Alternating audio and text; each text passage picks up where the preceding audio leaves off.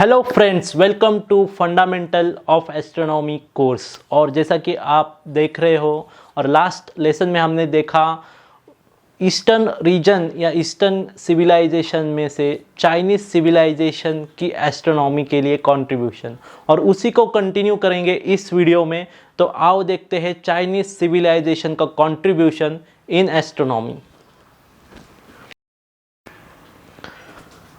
तो दोस्तों, जैसा कि लास्ट लेसन में हमने देखा था, चाइनीज़ सिविलाइजेशन में जो एस्ट्रोनॉमी थी बेसिकली वो under the control of emperor, means emperor जो था उसके कंट्रोल में थी, और उसका ज़्यादा से ज़्यादा यूज़ किया जाता था to find out the exact time situation for which is appropriate to perform the ritual, wars and other things. और आगे जाके फिर उसी पूरे सिस्टम को लाइफस्टाइल से या लाइफ प्रिडिक्शन से कनेक्ट किया, ज़ोडाइक साइंस बनाए और ये सब चीज़ें की गई।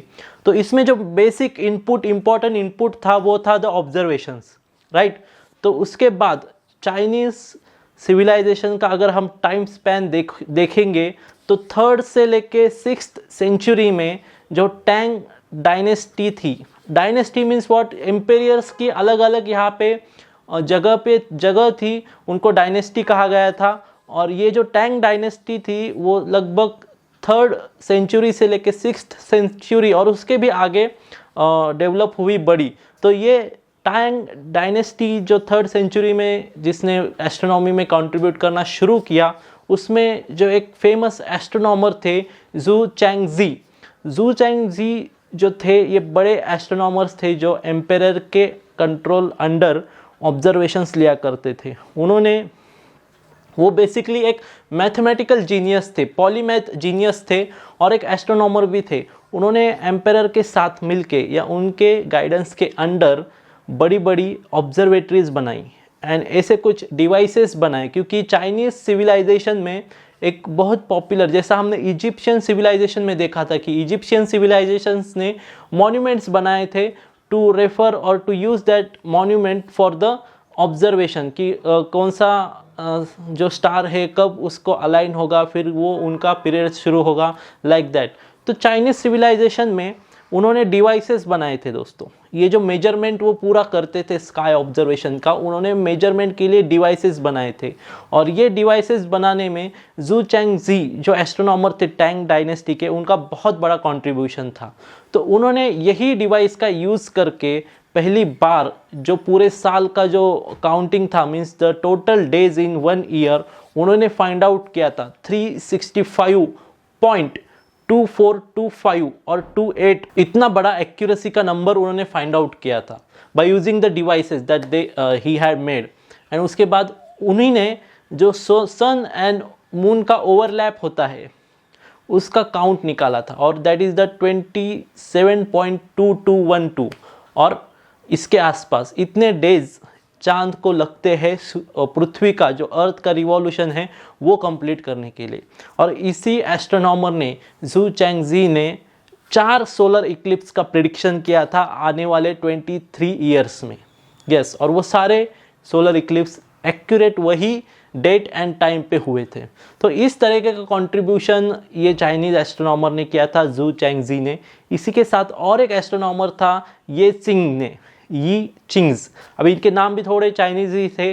ये चिंग्स जो था ये टैंग डायनेस्टी के गाइडेंस से उसने इंडियन एस्ट्रोनॉमी, भारतीय एस्ट्रोनॉमी सीखी कि भारत में एस्ट्रोनॉमी किस बेसिस पे पढ़ी जाती है, स्टडी की जाती है। उसने उसका यूज़ करके मेरिडियन लाइन का प्लॉट या लेंथ फाइंड आउट की थी, और वो लगभग 123.7 किलोमीटर थी।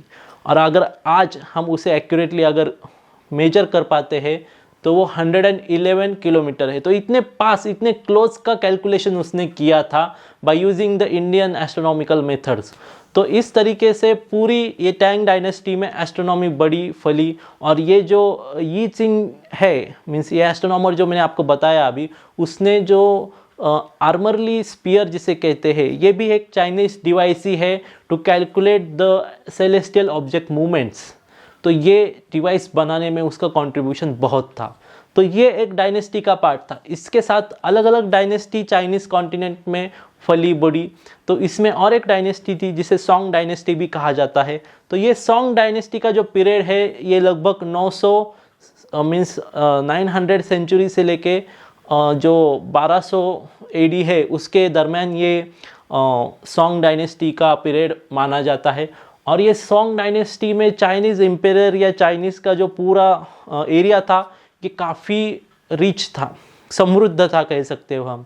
और तब तक उन्होंने अपने एस्ट्रोनॉमर एंड एस्ट्रोलॉजर्स का यूज़ करके स्टार चार्ट्स बना लिए थे और इतने बड़े बड़े डिटेल्स चार्ट्स थे कि उसका इस्तेमाल करके उन्होंने बड़ी बड़ी ऑब्जर्वेटरीज एंड प्लानिटेरियम बनाए।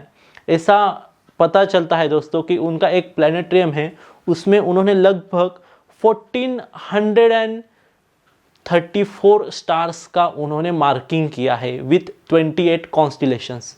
तो इतना बड़ा ये प्लानिटेरियम तब उन्होंने बनाया था। इसी दौरान ये सॉन्ग डायनेस्टी के ही दौरान एक और एस्ट्रोनॉमर थे, बहुत फेमस एस्ट्रोनॉमर थे, जॉ सोंग जी।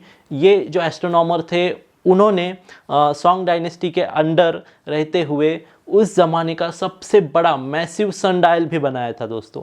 तो ये सनडायल उन्होंने इसलिए बनाया कि he wanted to calculate precise duration of 1 year. और वो इतना प्रिसाइज उन्होंने कैलकुलेट किया कि आज के कैलकुलेशन में और उनके कैलकुलेशन में सिर्फ 30 सेकेंड का ही डिफरेंस है, सिर्फ 30 सेकेंड का। तो इतना प्रिसाइज कैलकुलेशन उन्होंने किया था। तो इस तरीके से ये जो चाइनीज़ एस्ट्रोनॉमी या एस्ट्रोनॉमर्स थे काफ़ी अपग्रेडेड थे, दूसरे सिविलाइजेशंस के कंपैरेटिव वो काफ़ी आगे उन्नत टेक्नोलॉजी, उन्नत पद्धतियों का इस्तेमाल करते थे ऑब्जर्वेशंस के लिए।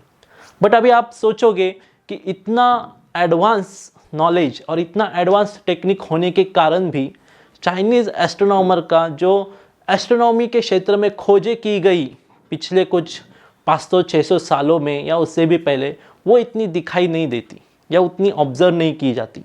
तो उसका कारण ये है दोस्तों, जैसा मैंने आपको पहले भी बताया कि चाइनीज़ एस्ट्रोनॉमर्स, एस्ट्रोलॉजर्स एंड जो भी एस्ट्रोनॉमी एक्टिविटी थी वो एम्पायर के अंडर थी।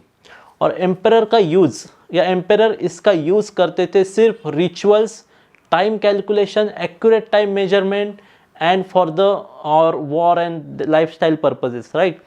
तो इसकी वजह से उनका जो फोकस रहा पूरा एस्ट्रोनॉमर्स का वो रहा to improve the observation methods only. जो ऑब्जर्वेशंस करने की मेथड्स थी उसको इम्प्रूव करने के लिए, उसको एक्यूरेट करने के लिए है उनका फोकस रहा। उन्होंने अलग अलग डिवाइसेस बनाई, अलग अलग कैलकुलेशंस मेथड्स बनाई, बट उसका सबका इस्तेमाल करके उन्होंने कुछ भी थेरोटिकल थ्योरी हाइपोथेसिस नहीं दिया जो ये बाकी के सिविलाइजेशंस ने दिया, खास तौर पर भारतीय सिविलाइजेशन एंड ग्रीक सिविलाइजेशन। ये दो सिविलाइजेशंस ने जितने भी रिकॉर्ड्स उन्होंने स्टडी किए खुद के और दूसरों के भी, उन सबको मिला के हाइपोथेसिस बनाना शुरू किया था, थ्योरीज बनाना शुरू किया था, और इसकी वजह से वो अलग अलग खोजें कर पाए। बट चाइनीज़ एस्ट्रोनॉमर ये नहीं कर पाए क्योंकि उनका पूरा फोकस जो था वो ऑब्जर्वेशनल मेथड्स पे ही था, उनको इम्प्रूव करने के लिए ही था। तो दोस्तों ये था चाइनीज़ सिविलाइजेशन का एस्ट्रोनॉमी में कंट्रीब्यूशन। अभी जो नेक्स्ट सिविलाइजेशन देखेंगे ये मिडल ईस्ट की सिविलाइजेशन है जिसे पर्शियन सिविलाइजेशन भी कहा जाता है। उन्होंने ज़्यादा मीन्स इतना सॉलिड कंट्रीब्यूशन नहीं किया बट उन्होंने कंट्रीब्यूशन ज़रूर किया था। तो नेक्स्ट लेसन में हम पर्शियन सिविलाइजेशन का कंट्रीब्यूशन देखेंगे।